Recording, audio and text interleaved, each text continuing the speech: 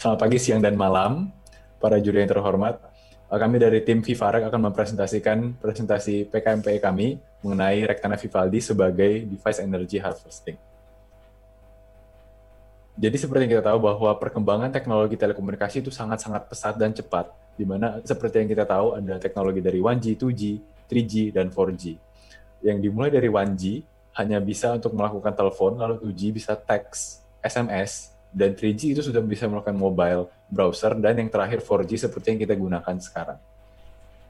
Nah, perkembangan teknologi ini itu menyebabkan sebuah perubahan yang masif di lifestyle masyarakat, yang dimana masyarakat yang dulunya menggunakan teknologi-teknologi yang lama ini berubah, berganti, shifting ke teknologi yang baru seperti 4G, YouTube, dan lain-lainnya. Dan di mana teknologi yang lama, yaitu 2G, teknologi telekomunikasi 2G, 3G, dan juga telepon umum, dan TV tabung, itu mulai ditinggalkan.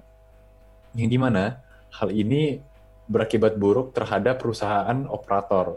Perusahaan operator itu termasuk seperti Telkomsel, XL, Indosat, dan lain-lainnya. Yang dimana mereka akan merugi karena teknologi yang lama berupa seperti penyediaan service 2G dan 3G itu penggunanya semakin sedikit. Akan tetapi mereka harus tetap melakukan layanan tersebut karena masih ada user-user, masih ada pelanggan mereka yang masih menggunakan teknologi tersebut. Yang dimana hal ini sangat tidak efisien dan seperti yang saya sampaikan sebelumnya, itu menyebabkan tidak maksimal dalam hal memperoleh keuntungan dari penyediaan layanan 2G dan 3G ini. Oleh karena itu, kami dari tim Vivarek, saya sendiri, Maximilianus Rafael Stoyo, Teknik Elektro 2017 dari Fakultas Teknik. Dan saya Kevin Nugraha dari Fakultas Teknik jurusan Teknik Elektro 2017 dan beserta teman saya di Dan bawah. saya Muhammad Reza Fairuzi, Fakultas Teknik, jurusan Teknik Elektro 2017. Kami Mempersembahkan Vivarek, antena microstrip Vivaldi wideband dengan frekuensi kerja 0,8 sampai 2,4 GHz untuk aplikasi Rectana sebagai device energy harvesting. Nah, lalu apa itu Rectena? Jadi Rectena itu kepanjangan dari Rectifying Antenna. Nah, di dalam Rectena ini terdiri dari dua komponen yang utama, yaitu antena sendiri dan rectifiernya. Nah, antena sendiri ini berfungsi sebagai receiver dari gelombang radio frekuensi, dan syarat umum dari sebuah antena untuk menjalankan tugas sebagai Rectena yaitu memiliki nilai gain yang tinggi.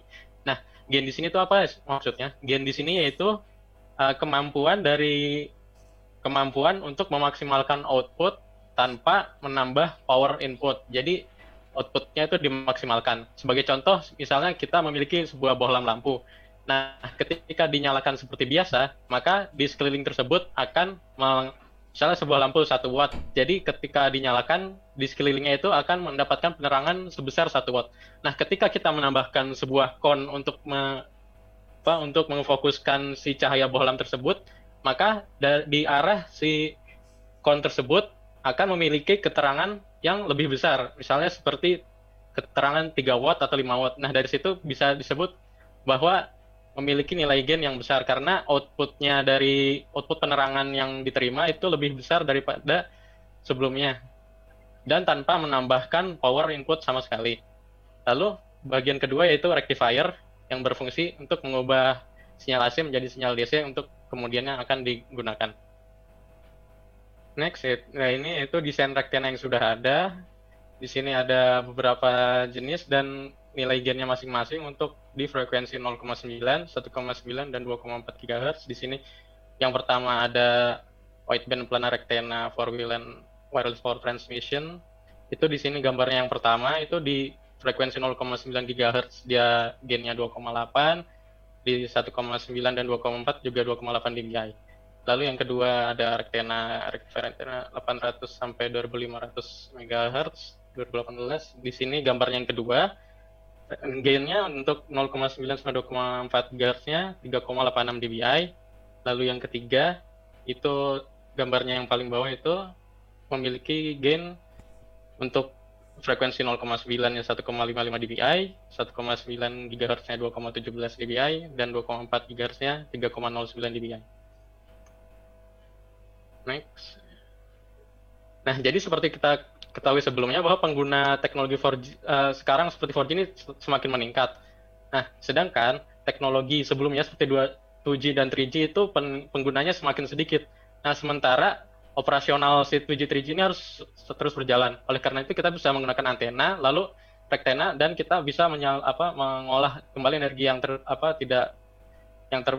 tidak diolah dengan efisien itu kembali ke BTS-nya itu sendiri, ataupun kita bisa menggunakan untuk aplikasi lainnya seperti menyalakan lampu ataupun menyimpan dayanya dalam sebuah baterai. Oke, sekarang saya akan membahas mengenai metodologi penelitiannya. Next.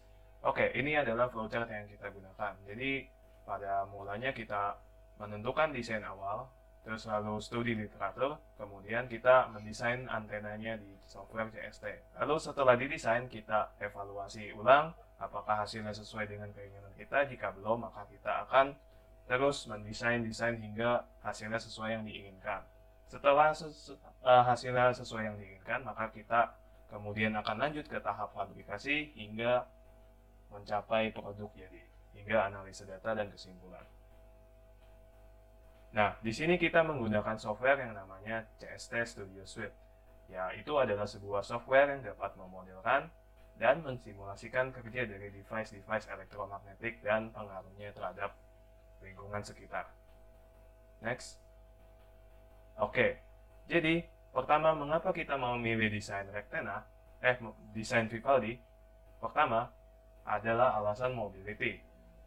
Jadi Vivaldi ini memiliki mobility yang bagus karena bentuknya tipis dan memiliki spesifikasi yang bagus, yaitu high gain dan wide frequency coverage. Jadi gainnya tinggi, mungkin sudah dijelaskan oleh saudara Reza sebelumnya, dan wide frequency coverage ini kita bisa menangkap banyak frekuensi sekaligus. Jadi maka dari itulah desain yang kita gunakan adalah desain model Vivaldi.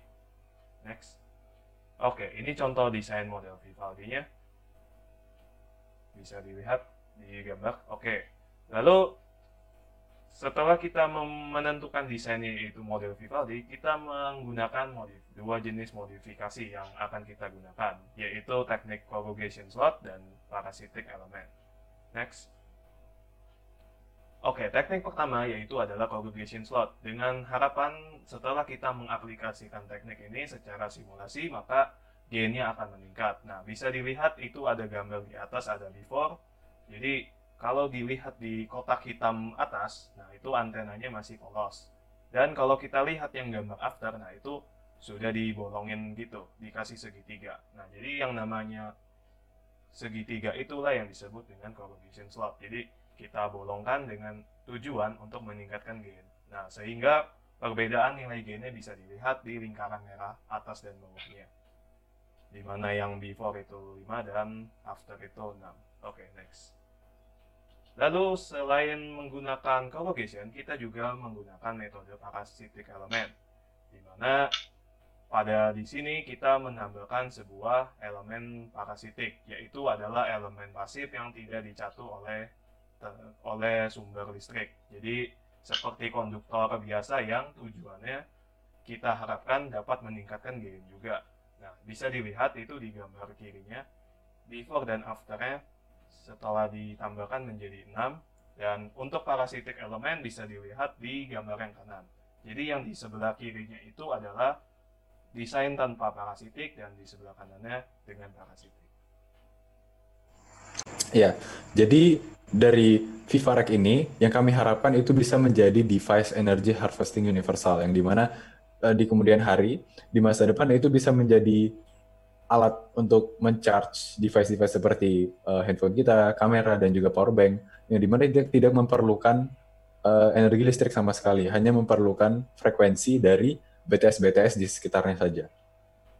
Sebagai penutup, ada sedikit pepatah dari Edward Teller, di mana the science of today is the technology of tomorrow. Sekian presentasi dari tim Vivarec, dan sebelum menutup, ada sedikit lampiran yang ingin kami sampaikan kepada Anda semua. Berikut lampirannya.